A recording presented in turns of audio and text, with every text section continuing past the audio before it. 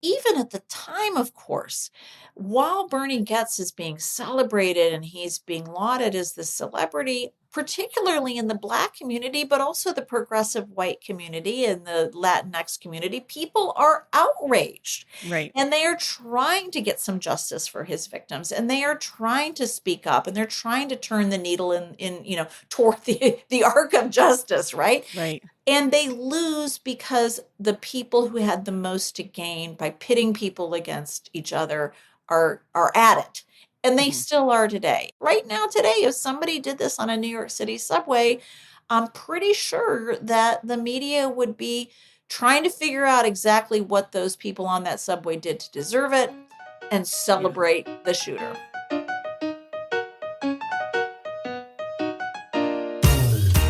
Welcome to The Stacks, a podcast about books and the people who read them. I'm your host, Tracy Thomas, and today I am joined again by author, historian, professor, activist, and Pulitzer Prize winner, Heather Ann Thompson. She is here today to discuss her new book, Fear and Fury, The Reagan Eighties, The Bernie Goetz Shootings, and The Rebirth of White Rage.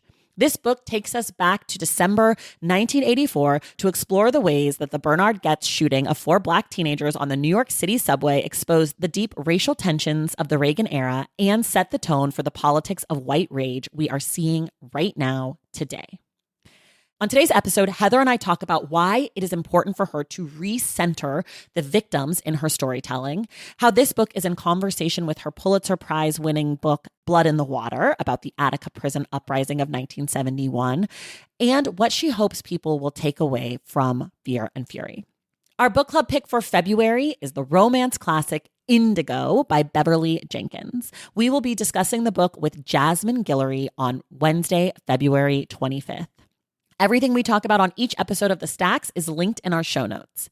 If you like this podcast, if you want more bookish content and community, consider joining the Stacks Pack on Patreon and subscribing to my newsletter, Unstacked, on Substack.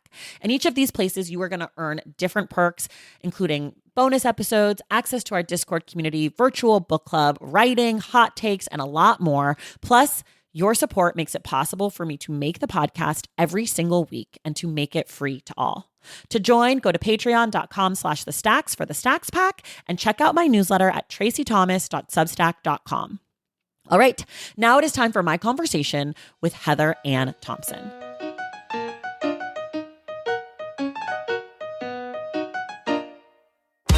All right, everybody. It is always a good day here at The Stacks when we get to talk to the patron saint of The Stacks, Heather Ann Thompson. She is back today to talk about her brand new book, Fear and Fury, The Reagan Eighties, The Bernie Goetz Shootings, and The Rebirth of White Rage. Heather, welcome back. I'm so excited to be here. It's been 5 years since we last spoke. Oh, it's just crazy. I know. But the most important podcast. So I'm so excited to be here. I'm honored. The most important guest. For those of you who don't know, I call Heather Ann Thompson the patron saint of The Stacks because it was her previous book, Blood in the Water, that sort of inspired me to start the show. So you get to be the patron saint because you wrote the book that really kicked this whole thing off. Even though it took us like 3.5 years to cover the book on the show, it happened. And now we're back. Okay, you've got a new book. Tell the people what Fear and Fury is about in about 30 seconds or so. Okay, so the new book is probably to a lot of younger folks a new story, which is about a pretty brutal subway shooting that happened in New York City in 1984 in kind of the heart of the gritty 80s. And it is a story that older people will remember because it immediately made headlines. In that sense, kind of a true crime story. A guy shoots down 4, a white guy, loner, shoots down 4 Black teenagers, and then he escapes in the tunnels of the New York City subway system. There's a manhunt. He finally, turns himself in. There's going to be all kinds of trials. It's just a crazy story. And I wanted to go back and dig into it because I suspected that it had a lot to say about where we are today with this kind of present day unleashing of rage and violence and serious racial tensions. And I also really wanted to rescue the story of the victims in this book, which were the four Black teenagers that I have to, say with a degree of embarrassment, I didn't know who they were. If Yeah. I knew who this guy was, his name was Bernie Goetz, and I was of the generation, I remember the event, but I couldn't have named his victims for anything. And that really troubled me and kind of brought me to the story. Same. I would not have been able to tell you that. I was born a few years after this happened, but because this is the kind of thing that I become deeply obsessed with, I think I found out about this story, I want to say in the wake of Trayvon Martin or the wake of Michael Brown. And I can't quite remember, but I do remember someone sort of offhandedly saying like Bernie Goetz, and me being totally like, that is new information. And then a few years ago, with the like suffocation, strangulation on the subway train by Daniel Penny, I remember saying to so many people like, "Oh my God, it's Bernie Goetz," and so many of my friends being like, "What are you talking about?" And me Who being is like, that? "Google it. How do you not know this? Everybody knows this," and being like on such a high horse. But I guess the question is like, it's not an anniversary year. This happened in 1984. This book is coming out in 2026. Generally, these things sort of happen on an anniversary year. So why this story right now? Why was it like, not only am I going to write this book now, but I want it to come out immediately? Yeah, that's a great question, especially because for me, I was in the middle of writing another book. Which I want to talk about. And I just sort of, which I of course will still do, but I felt like that there was just kind of this emergency moment internally, like what is going on in the world that we live in? I mean, no matter what someone's political point of view is, it feels like everything is coming apart at the seams. It feels like decorum has gone out the window. Yeah. We have just seen so many cases where someone can, a random citizen can just gun down their fellow citizens and not just be celebrated for it, but actually be legally vindicated when they Right. do it. So I'm thinking here of like Kyle Rittenhouse or, the not even just police killings. I mean, just ordinary citizens. And Daniel Penny, right? yeah, and you mentioned Daniel Penny on the New York City subway most recently. And so I just was feeling like between that and between kind of the escalation of really just ordinary citizen rage at, people who had it worse than they do, many respects, and no respect for government and all of this stuff. So I'm like, I feel like I got to go back to the 80s and I got to really revisit what unleashed this, because I'm a historian. I don't believe that these things just come, Right. we didn't just elect a new president and then all of a sudden the political landscape changes. There are predecessors to this. And so that's what I was digging into and literally dropped everything and did this kind of deep dive. And like with the Attica book, wanted to deep dive into the story we didn't know, tell it hopefully more like a novel, like more like you're there, you're in it. And to do that, find sources that hadn't really been looked at before. I want to talk about all of those things. It's funny because you said we get this new president and it's not like it came out of nowhere. But of course, in this case, our current president is, he's around during this. This is also his origin story. Last year, people will know I was sort of obsessed with The Gods of New York by Jonathan Mailer. Yeah, another great one. And that is like, you can't read that book and not, that book talks about this trial. But Trump is like such a character in that book, and his origin story up until this moment is so tied to 1980s New York. And I think people remember or have been told about the Central Park 5 and his ads that he took out, but it goes way beyond that and his behavior in the 80s. And so I think you don't always have a situation where it's such a direct line from like 1980s New York to the White House. But in this case, you do. Well, and not just Trump. I mean, Rudy Giuliani comes straight out of this case. Yeah. We have a situation where the current media landscape of today, Fox Yes. News, the entire, frankly, misinformation media Right. that has really taken over our landscape today is rooted in this Bernie Goetz story. So I was myself really kind of intrigued to see the way these puzzle pieces were fitting together. And as you say, I mean, Donald Trump, he was always a master at reading the room. Yeah. And reading the room in 1984 meant, wow, here is some kind of unhinged guy who is taking the law in his own in his own hands. And lo and behold, a whole lot of white people love what he just did. That's an interesting theme to run with. And Right. don't forget, like, this is a moment when we still have a quite liberal New York, at least in terms of the political apparatus. Right. So we have to kind of ask ourselves, like, what were the levers that were able to be pulled to take this country really from a quite liberal 60s, for all of its warts and problems, but Yeah. nevertheless a liberal 60s to the moment we live in right now. And this story to me felt like ground zero, one that happened before the story of the now exonerated Central Park Five, and Right. one that we just we thought we understood, but really Yeah. didn't. So speaking of the media, the New York Post is sort of a large character in this book, as a newspaper can be a person. But Rupert Murdoch buys the Post in the late 70s.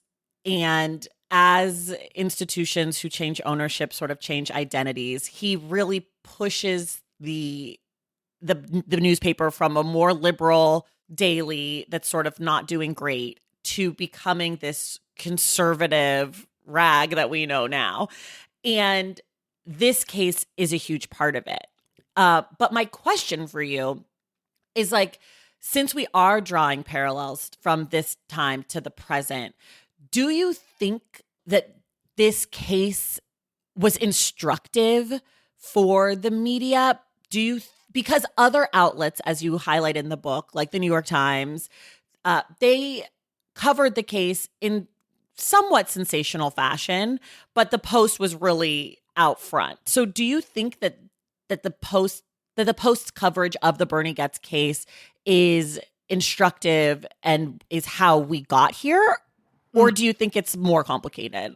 No, I mean, of course, every bit of history is so complicated, Right. but Sure, I sure, sure. do think it's absolutely fair to say that the thing about the Goetz case is it happens right at this very pivotal moment when Rupert Murdoch, who's just arrived in New York, he really wants his tabloid, the New York Post, to dominate the New York media scene. And then ultimately, of course, he has sights on dominating the entire US media market. Right. And he is watching this case very closely and watches that there is this appetite for not only supporting Goetz, but to portraying him as this heroic vigilante. And that part of the deal in doing that is you got to villainize the people that he shot. And so Right.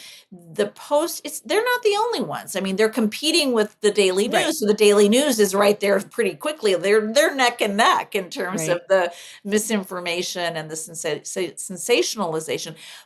But to your point, they actually, I think, set the tone for, Yeah. frankly, the mainstream press in really important ways. The New York Times, for example, first reports that these kids on this train happen to be carrying screwdrivers, which they were. They were zipped up in their pockets because they were on their way to jimmy open some coin receptacles to just get a little bit of cash. They are in terrible shape in the 80s.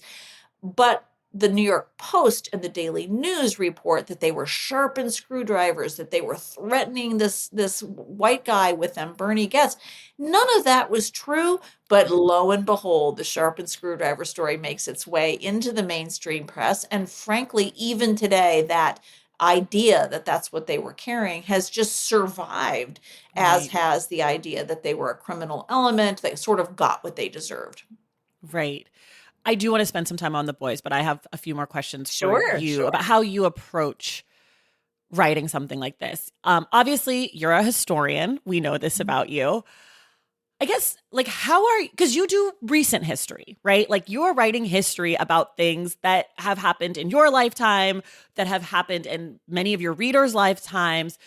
So what is the sort of approach in that case, right? You're not writing about George Washington, right? Like, it's not like someone could read this book, someone could read your books and be like, that's not what happened. I remember, like, I read it in the New York Post. She's lying. So how do you, or does that matter? Or does that change how Well, you I think approach I it? think the approach, whether if you're a historian and you're trying to do justice to your profession, you begin in the same way, which is that you take nothing for granted.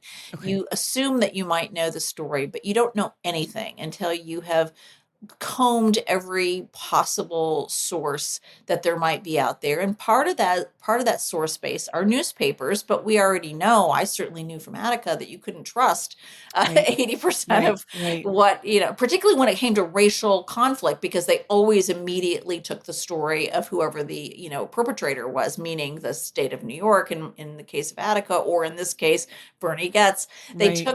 They took that side. So you couldn't really trust that, but you still had to read every single Right. Right. Right. issue. And then for me, it was a matter of just going and figuring out, like, who has the story of the victims. And that was a journey. It always is, because you can't go to just whatever the archives and say, can I have box 30 and folder 12 and get the Right. story of these people? They didn't leave their records. So I was digging in court files. And, one of the most interesting things I actually found was this crime victims bureau in New York Oh, City, which yes. was this incredible moment doing this research, when I realized that this bureau has been set up to take care of people who are victims of crime in New York City. And the 80s was brutal. It was really ugly in terms of crime. Reagan, we are in the Reagan 80s, actually puts more money into this fund for crime victims. But of course, everyone has a very specific idea about what a crime victim is, and they are not poor Black teenagers from the South Bronx. So Right. even though one of these kids ends up very, very badly wounded, another one, they're all in the ICU. Right. When they apply to get some funding, because they are basically, one of them is permanently disabled, they are denied. Why? Because they're quote unquote not really the victims. They are the villains. And to me, that was a source that I couldn't really, if you don't see that, you don't really understand what's happening here. Right. Right. Speaking of your sources, obviously the newspapers, obviously these like contemporaneous documents.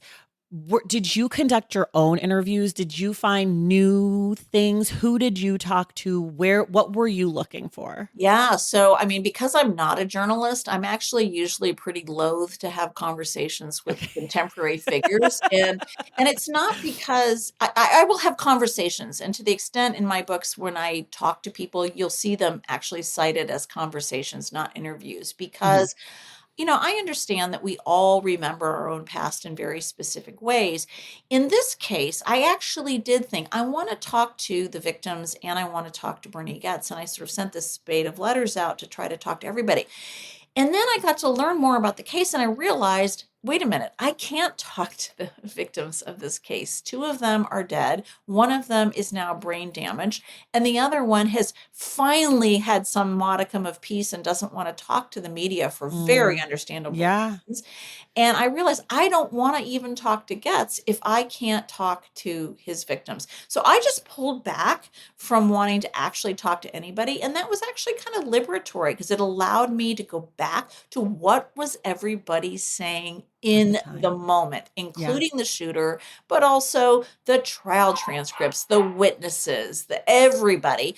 And I was able to reconstruct it, I feel like, more in real time rather Mm. than in sort of a glowing retrospective. Yeah. So there are all these witnesses on the train, and you mentioned earlier that you sort of write your books in this like novelistic style, which you do. I have to say you are one of the best at making history feel like so readable and like unputdownable. But you have this cast of characters, and as I was reading the scene as you're setting up like who's on the train, I was like, wow, this is a story, right? Like it just feels that way. How do you like, because there's so many moments where you say like so and so was feeling this or they had a look of this on their face. What are you using to capture those moments? It's like their face looked like this in the trial, or They, Mhm. what are you using and how are you interpreting it? And how are you making sure that you are not projecting what you see in a picture and like Yeah. ascribing an intent behind it? Yeah, so that's a really great question. I mean, actually, if you look kind of carefully at the book, I'm pretty careful about those moments. Like if I don't feel like I have a verifiable source, I'll say I do have words like likely or, Yeah,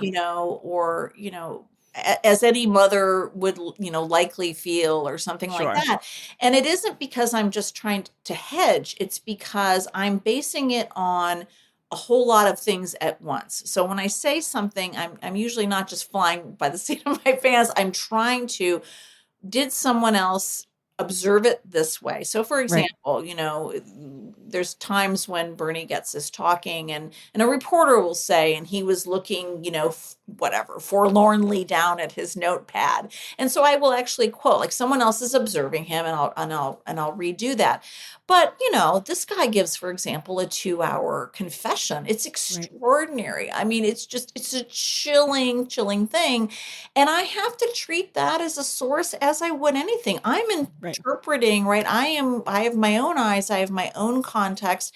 And when, for example, he is really hostile to the only female in that Right. room, who is Right. that she's the main assistant district attorney, I mean, it just comes through. And I kind of feel an obligation to give the reader a sense of who this guy is, and his hostility uh, is palpable. And Right. and so I kind of it is a mix of all those things.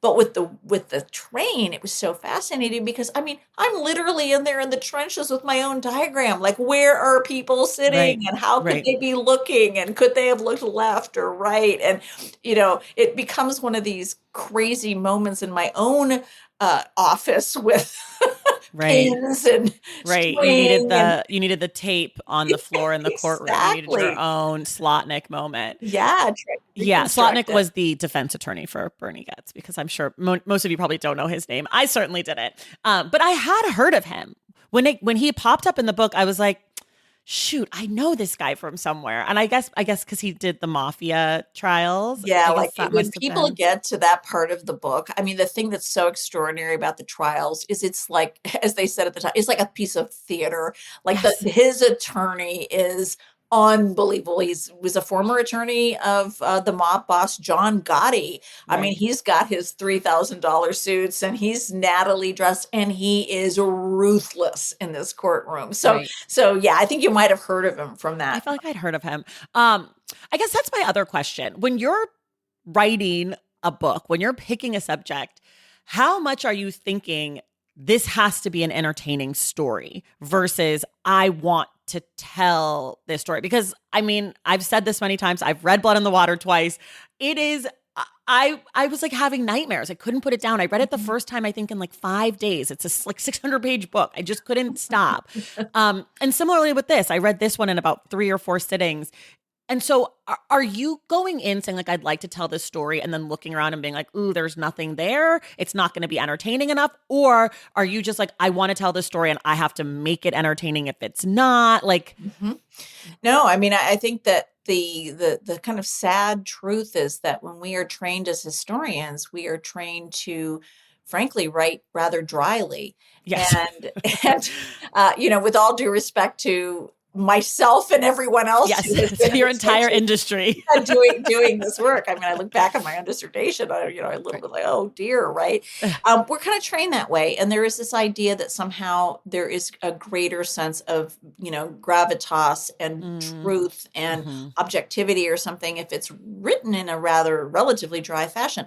To me, I don't believe that any moment in history, it doesn't matter what it is dry, right? I mean, if we just simply Sure. walk to the corner store and we're buying a loaf of bread, our interactions in those 10 minutes it takes us, we've met people, we've seen people, we've observed people. It's part of the richness of our lives. So for Right. me, when I decided to write Blood in the Water, it was critical to me that I had to narrate places where most Americans had never been, which was the Mm, prison.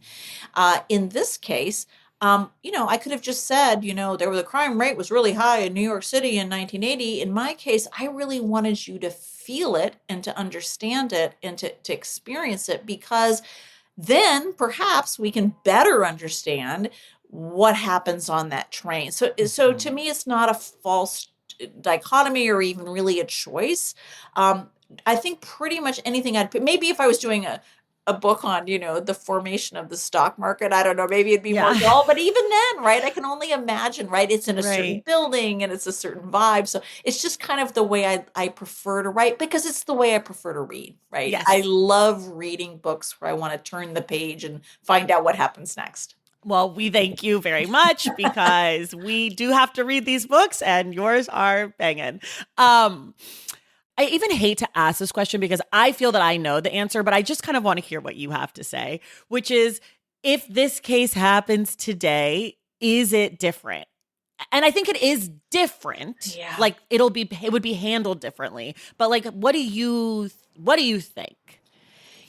This is such a great question, because on the one hand, right now I'm in New York City, and I live in Detroit, but right now I'm in New York City, and there's a great excitement on the ground in New York City because New York City has just elected this mayor Mhm. that feels like we're turning the corner. Like, the Right. American people are tired of the flying in the face of the Constitution. We are tired of the violence. We are tired of the poverty and the high prices and all these things where we've ended up.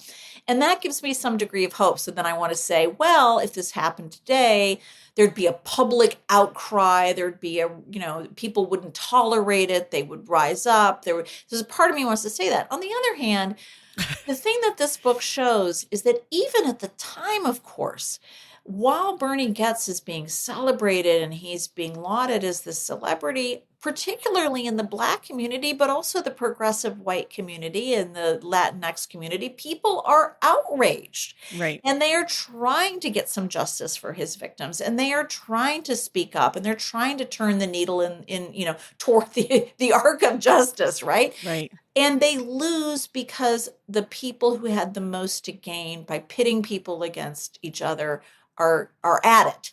And they Mhm. still are today. And in Right. fact, after the Bernie Goetz case, things are actually much worse. His trial will empower the National Rifle Association, by Right. the way, who funds him, who funds his defense, to come to New York to make to make guns no longer just about sportsmanship and hunting, but actually about every American's right to carry it in self-defense. The stand your ground laws that made it possible for George Zimmerman to murder Trayvon Martin come out of this case and this moment.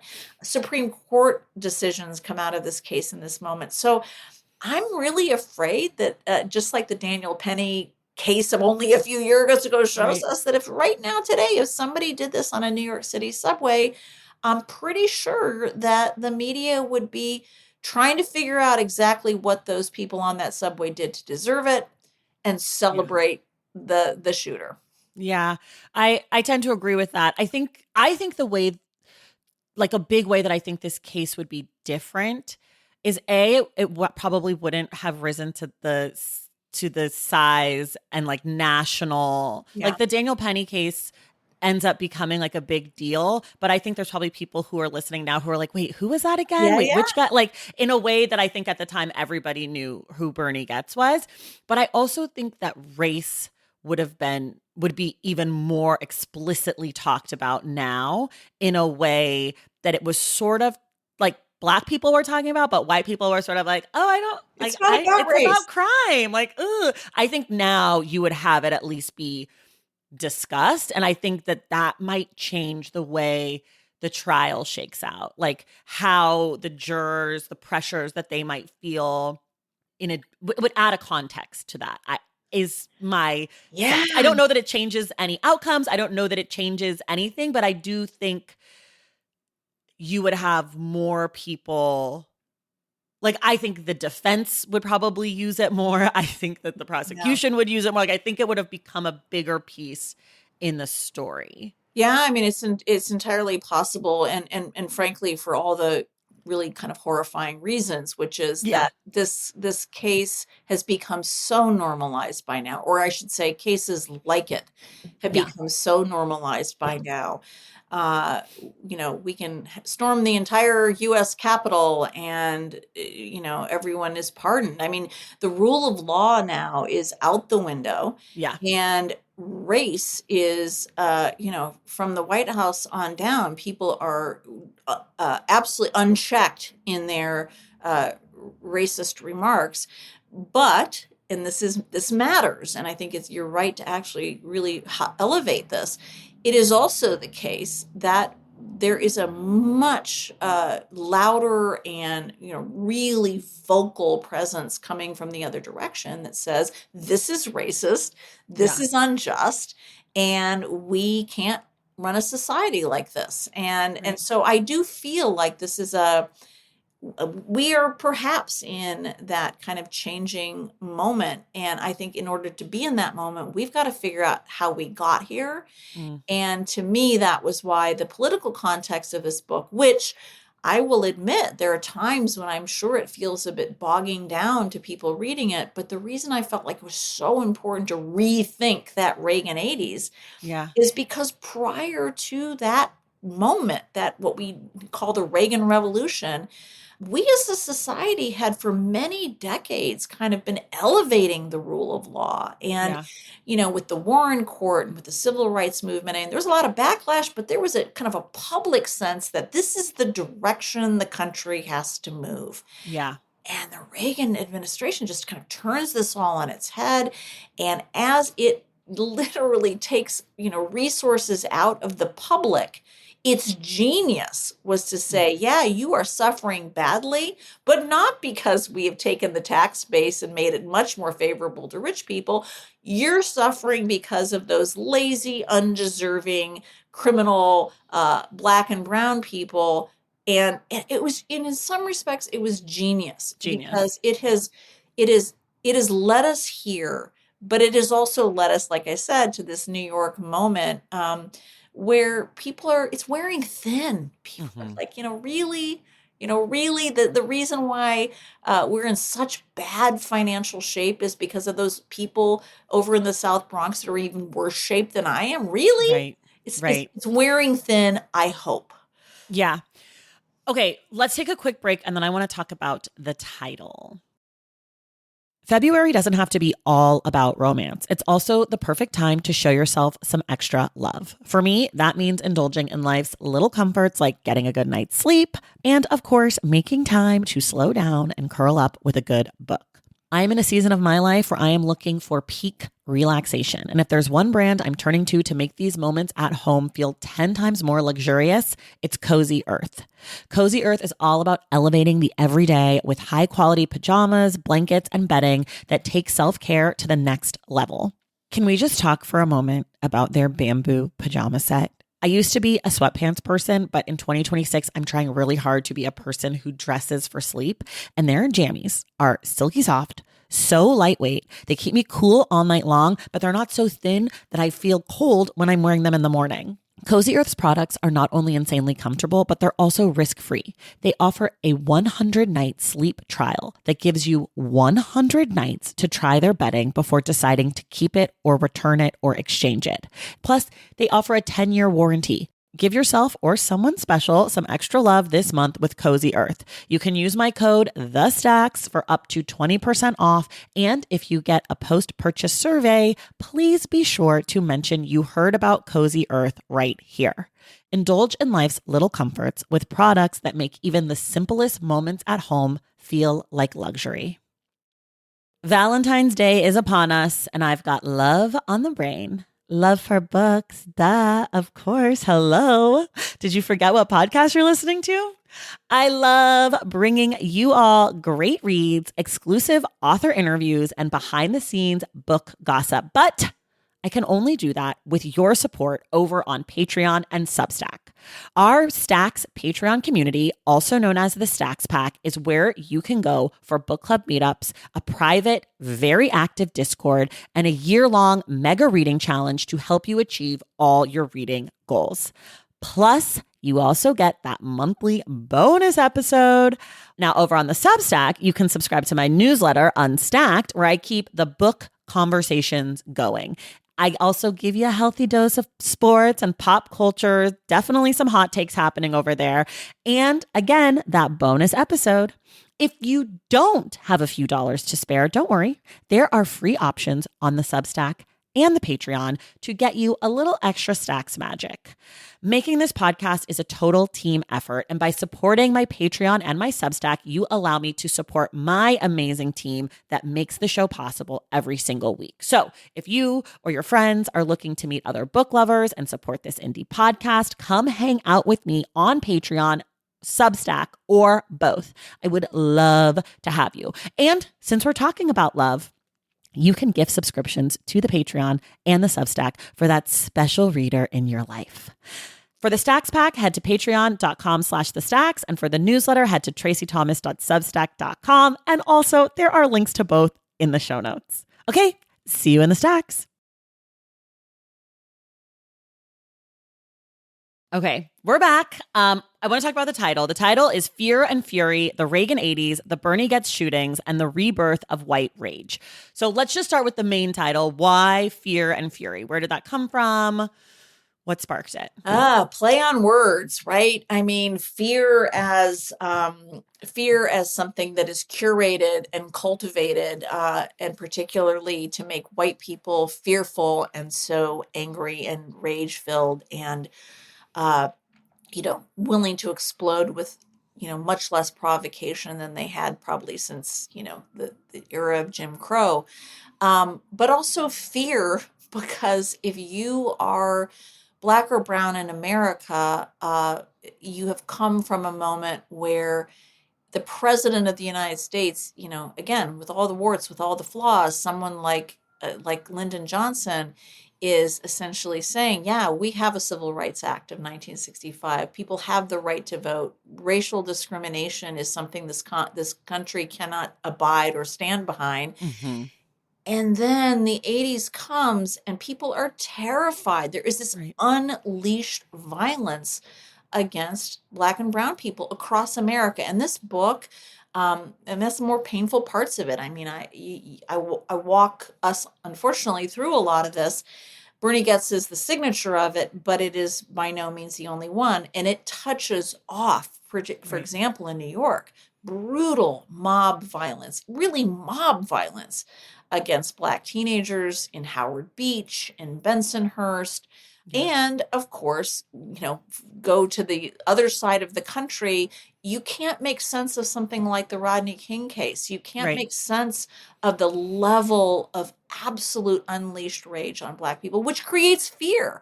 So it is a play on words of at all levels. And I feel like one of the things that I started thinking about a lot with the fear piece is also the way that our media functions through using fear. It's like fear and disgust are like the two big touchstones I felt like that the media outlets were using. And I feel like that's the same now, right? Oh, like absolutely. There's so many ways to report on what's going on in this country, but it feels like every headline is trying to just make me have a nervous breakdown. Like it just wants me to be stressed out. It wants me to feel scared and closed off and like worried in a way that I just don't believe that that's how it has to be. Like I don't believe that that's how things need to be reported on, but that it's a choice that American media outlets have decided is the most useful for them to make money. Well, they saw that. They saw that in this case. That's one of the reasons why this is so instructive. I mean, this is media gold. Right. You can stand behind that kind of another man's ostensible fear, even though Bernie Goetz himself said, look, this had nothing to do with the robbery. I didn't like the gleam in this kid's eyes. Yeah. But it's his fear that kind of becomes celebrated. And it's media gold. It's also a broader problem, I think, with the media in general, which is there's this idea that if you only have a few lines, if you don't have a lot of space, you got no room for context. And it just simply isn't true. I Hmm. can't tell you how many times, both during doing Attica, but also doing this book, when people will say to me, they'll ask me, well, I feel like, I'd like to bring in like Bernie Goetz, like what is his side of the story? Like, we'd like to hear from him.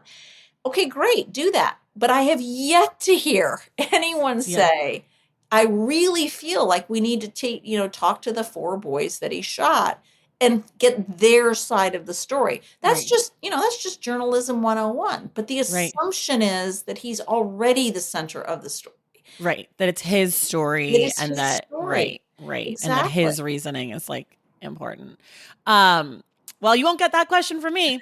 I can promise you that. I have a lot of thoughts and feelings about Bernie Goetz, but none of them is wanting to know his side of the story because, for one reason, we actually do have his side of the story Yeah. multiple times very consistently. Like, that's the thing that is confusing to me when I read about this case. And like, obviously, it's in the news now because your book is out. There's another book out on the topic. I just feel like it feels very zeitgeisty right now. And I don't have questions about that part. Like, he said it at the time. He's been saying the same thing since. Like, his story has not changed. So I'm going to assume. My dad used to always say that when people lie, the story changes, but when you tell the truth, it doesn't. So I'm going to just assume that what he's been saying for the last 40 plus years is the truth because he keeps saying the same thing. Yeah. Maybe I'm dumb. I don't know. But Um, it's just not very interesting to only tell that one side of it. I sure. didn't know until I dug into this book, like one of the main victims in this case, the reason he ends up in public housing is because he's living with his mom and dad as a kid in Rockaway, Queens. He is normal American kid living Yeah. in a house. His dad goes out to work every day. His mom is taking care of the kids. And his dad has his truck basically carjacked, and his dad is killed trying to hold on to this car because he understands that's how he makes his family a living. The reason they end up in public housing is because suddenly, in her early 30s, his mother is a widow raising Right. these four boys. So those stories matter. If Right. then fast forward, 15 years, the media is saying, or Getz is saying, actually, after all of this, Getz says, Shirley Caby, Daryl's mother, Yes. she should have just had an abortion. He should never have been born. Like, what? Right. But that Right. doesn't even hit until he's like, who was Daryl Caby? Right. Right. You frame this book through the story of the KB family. Like, that's kind of where we start, and that's definitely where we end. And I think, having read Blood in the Water, I know that that is, what you do. And listening to you talk, I know that you are interested in telling these stories that have been either misconstrued over time or untold. There have been, I mean, in the case of Attica, even when we spoke, they were waiting for documents to be released, right? Like, that you were telling this history that's 50 plus years old and yet is still coming out.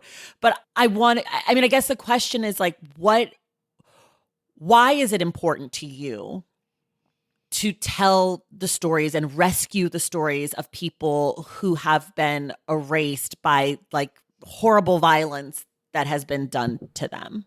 You know, I hesitate to make this about my own biography, but that's really the truth. I grew up as a kid in the city of Detroit in the 70s and into the early 80s. And, Detroit was in serious, serious trouble financially. It had been absolutely abandoned uh, because of white flight out of the city. The tax base had completely disappeared. This city was suffering. I was one of the few remaining white families in the city, but that became my city. That was my place. And yet at the time, the media, everybody was like, Detroit, the murder capital of the world, the worst place in the world. Why would anyone go to Detroit? I would see white people that I knew outside of the city, and they would say, "Oh my God, how do you live there? Do you carry a weapon? Like, Mm. how do you survive that?" And yet, to me, this was my community, this was my home, this was the school, the high school I went to, this was my neighborhood. Everybody that I knew, everybody that was smarter than me, everybody that I wanted to be like was not white. And so to me, it was always this kind of baseline. Like, I don't want to tell the story that people want to hear. I want to tell the story that nobody knows, that matters so consequentially to the way that this history actually unfolded. So my first book was actually about Detroit, Right. and you know, and then it's just kind of evolved from there. But my inclination internally is, you know, there is a dominant story, and it's always going to be told by the people with the most power, but that doesn't make it the story, and it doesn't certainly explain very much in the end of the day how we all have moved to the place where we are. Do you know why your family stayed in Detroit? You know, because my parents were their own kind of rebel radical selves. They came from a tiny small town in Kansas. Okay. Yeah, you know, I had a dad who was trying to, you know, help desegregate the Iola City pool way Okay. back in the, you know, Okay. the 50s. And so I'm sure I came out of a tradition of, you know, I can remember driving in Detroit as a kid and seeing, you know, homeless people by the side of the road. And my dad was always someone that, you know, sort of said, you know, why does that, you know, when we were kids, like, you know, why does that have to happen? You know, why are some people sitting there with nothing to eat? And so I'm sure it came from my own family, but at the end of the day, it also just simply came because racism is so present in America, and I frankly never felt that white people just told the truth Sure. Sure. about about the way in which it actually worked. And so I'm sure that's the biography, but at the end of the day, I also think you can't be a good historian or storyteller or journalist or whatever if you don't always ask, what is the other side of the story? Like, what's the Right. story we don't know? So Sorry, that was very no, no, long-winded. no. It's great. And it actually leads me to this other, to going back to the title, going back to the subtitle, the last little comma section is, and the rebirth of white rage. And I know when I first saw the book, I said, that's like such an interesting rebirth is such an interesting choice because like if you'd ask me, I would say like I don't think it ever died. Right. And in the book, in the book, you do sort of explain that. And so for people who are listening who haven't read the book yet, who are sort Mhm. of like, what's this lady talking about? Do you want Yeah. to tell them why you call it a rebirth? Oh, gosh. Well, let me just say that there was lots and lots and lots of discussion and thought I'm about, sure. should it be rebirth? Should it be re-legitimization? Should it be just plain old legitimization or normalization? Like we just want, you know, it was so much thought that went into that.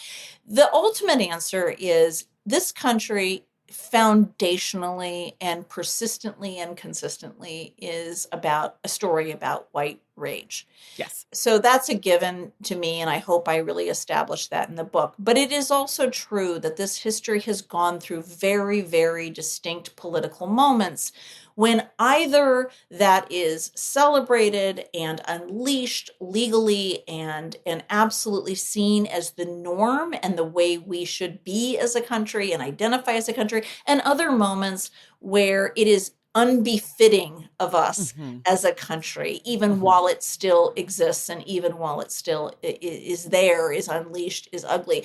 And so, one of the critical things that starts to happen, in no small part because of pressure from the people who experience that rage and that racism, is we began to move the needle. I mean, that Sure. was the power of the civil rights movement, was to say, you know, it was the power of Dr. King, it was the power of Fannie Lou Hamer, it was the power of these activists to say, look, this is not liberty and justice for all. This is Right. not true equality under the law.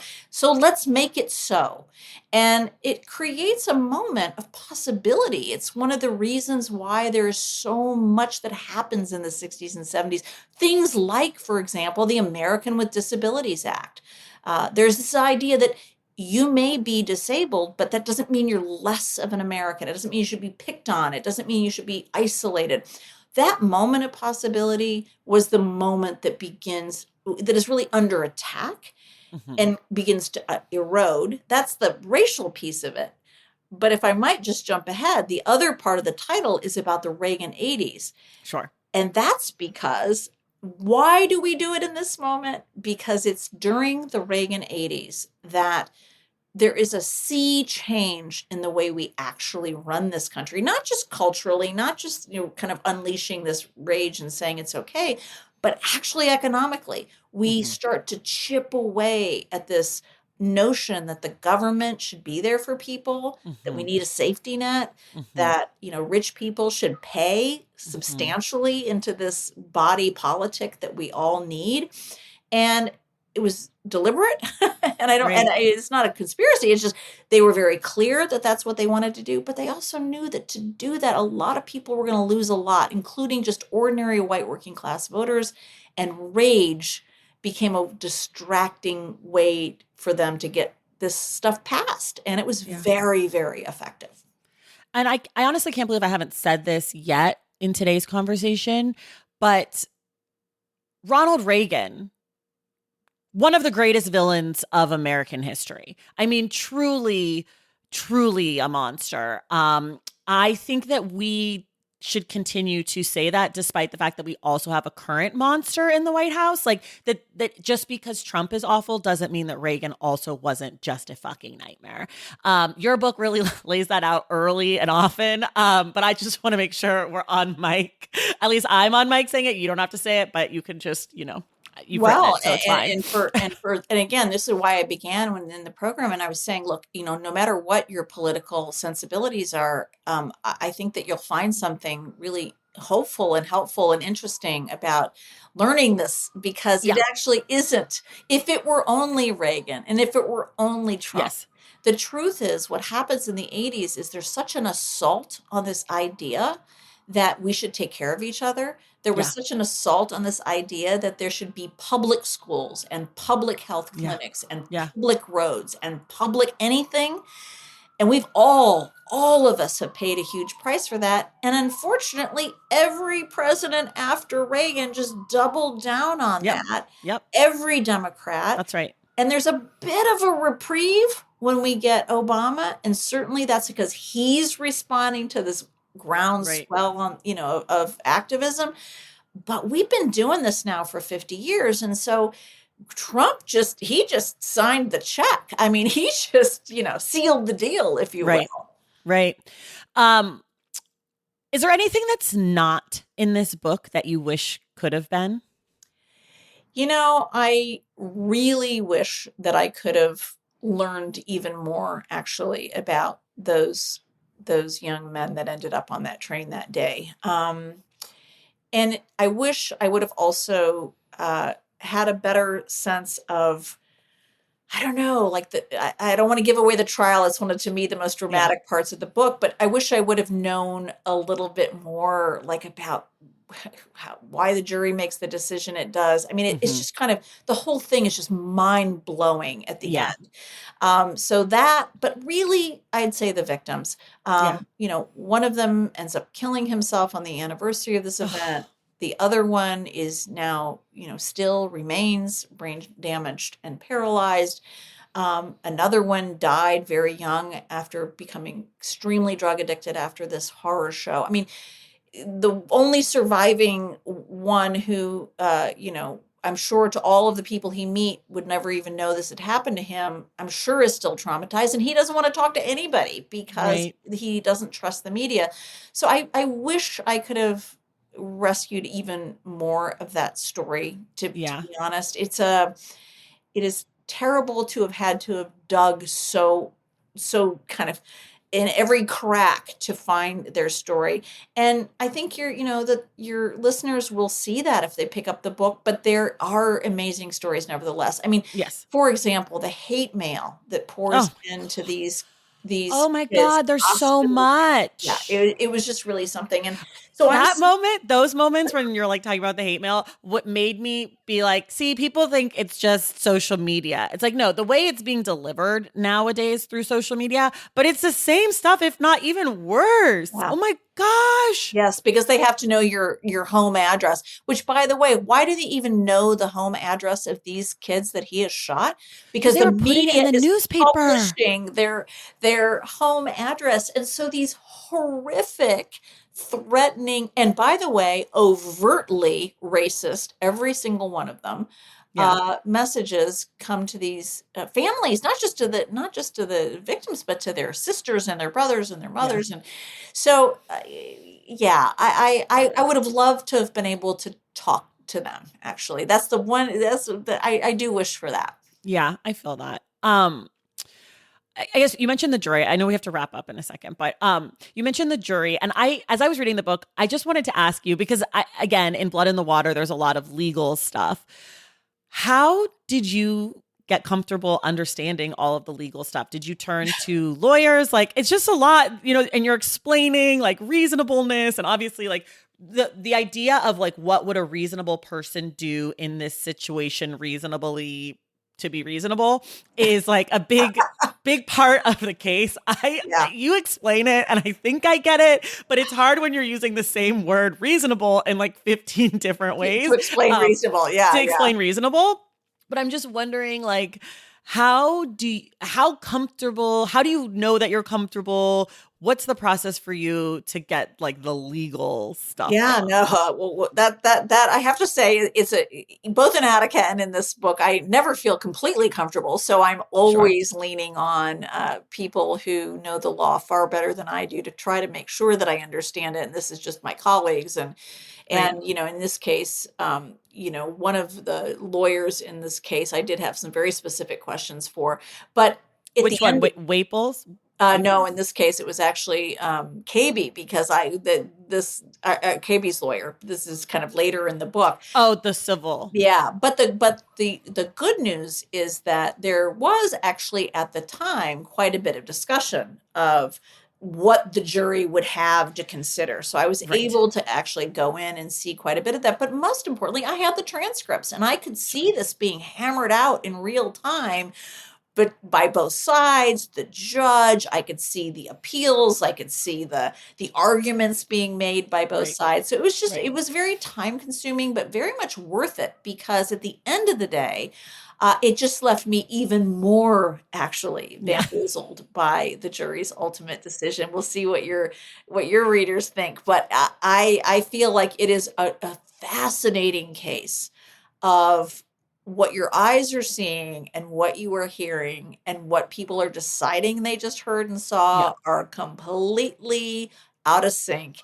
Yeah. And that was interesting for me, right? Because it wasn't just a matter like today we thought, oh, there's the body cam footage doing one thing and yet people are seeing something. No, no. There is a long history of this, Yeah. of seeing Yeah. what you want to see.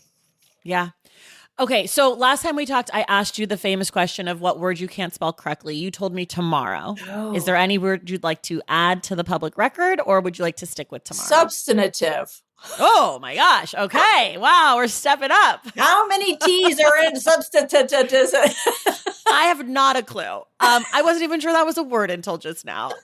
Okay, and then my other question is I asked you last time about your writing process, how you like to write, how often, and you told me many things about how you can write in chaos because when you started your PhD, I believe at Princeton, Mhm. you had a 5-month-old baby and it was just get it done. But what you didn't tell me when I went back to the tapes from last time was if you have any writing snacks or beverages. So you are back 5 years later to answer this question. This is really why you're here. I am a terrible coffeeaholic. So I've got Okay. the brand new cup of coffee that gets stone cold as I get into the middle of everything I write. So there's Yeah. always the ubiquitous cup of coffee. Okay. And I have to say I'm a candy snacker. Like I need the whatever, the Mike and Ike's, the Raisinets, the just a Okay. little something sweet by the Yes. side to distract me from I knew I liked you, Heather. I knew I liked you. Okay, and then this is sort of where we ended last time, which is we're getting a move book yeah. about the move bombings. We're still getting the book. You're still working on it. Absolutely. All the research is done for that book. I am knee deep into writing it, actually. So Oh, I'm okay. looking forward to returning to that book, because that book to me feels like it's going to be maybe more akin to the Attica book in the sense that it is kind of this grand saga of a pretty extraordinary event that happens in Philadelphia in 1985. And like all of my books, I think it will try to complicate what we think we know. So Okay. hopefully I can get back now to that. Okay, can't wait. Whenever that's done, you just let me know. You come back I right will. back here. And then for people who love Fear and Fury, what other books might you recommend to them that are in conversation with it? One of my favorite, or actually two of my favorite books. One of them is a new book by LaShawn Harris, and it's about the story of Eleanor Bumpers, who is a woman who lives in the South Bronx who is killed by the police. She's actually evicted from one of these buildings, like the ones that the boys live in, and then killed. Incredible story that LaShawn Harris wrote. And the other one is Ben Chansfield's book, Born in Oh, Flames, okay. which is also about the role that businesses and insurance companies and really capital played in creating all that horror in the South Bronx that the boys lived with. I have like a little side reading project going on right now, which is 1980s New York. Yeah. After I read Gods of New York, it made me want to read like everything. And so I started the Bench Anfield and had to pause it because I had to read something else for work, but I will go back to that. And then I have, what is it? LaShawn's. What's it called though? Tell her Tell her story. It's tell hard to her say story. Tell her story, I think is what it tell is. her story. You're right. Tell her story. Um, Yeah. And the other one yeah. that I'm looking forward to is Colson Whitehead has got a book coming out in the 80s as Oh, well. So oh, that's this new one is yes. But did you read the Michael Stewart one, The Man Nobody Killed? I Because I did. read that last year and I really liked that. I think it's just so I write those hard books, but I was just sort of kind of amazed at how much there is out there on this horrible, I know. horrible moment, and that is one of them. Absolutely worth reading as well. Yeah. And so now I'm like, I got to find a Howard Beach book. I got to Yeah. find a Yusuf Hawkins book, Mhm. right? Like there's Yes. like all of these. Yeah.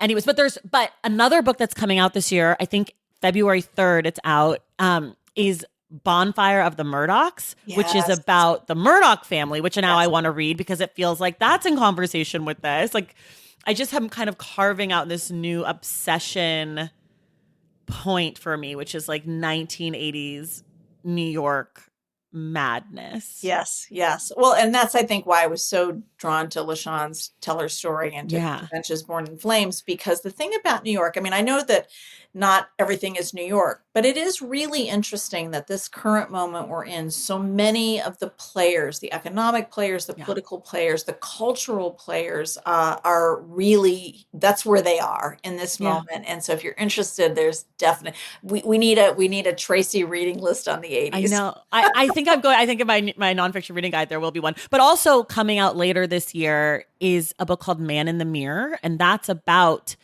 that's from, I can never say his name correctly, Adnan Gurahides. Mhm.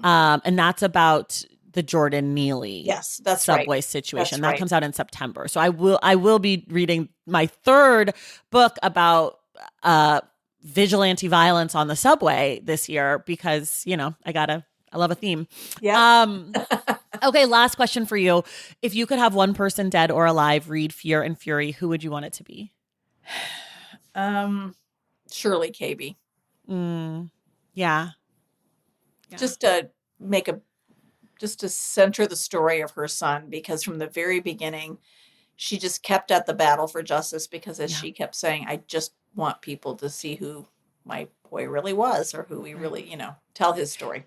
And that she was so incredulous to how it was all playing out, which I found like so relatable, right? As I'm reading the story, I keep being like, yes, somebody listen to this woman. Like she seems to be correct here. Yeah. Yeah. And she passed away. She a few did. years ago. She ended up pretty much, but the entire rest of her life had to Yeah. be devoted to taking care of her son, who was subsequently paralyzed and brain damaged. But and her greatest fear, of course, was that what would happen to him when she was no Right. longer alive. But it seems that he has obviously sisters and brothers, or a Yeah. sister and brothers, and so he has a community. But yeah, I wish that I wish that there was, I always wish this, right? When I write these books and you see the horror, trauma, and pain that people go through in the moment, I Yeah. always kind of wish for them that they could kind of step back later and see that, the history does ultimately get told. Yeah. Thank you. Well, everyone, the book is called Fear and Fury, the Reagan 80s, the Bernie Goetz Shootings, and the Rebirth of White Rage. This has been a conversation with Heather Ann Thompson. Heather, thank you so much for being Thanks here. for having me back. This was great. Yes, of course. And everyone else, we will see you in the stacks.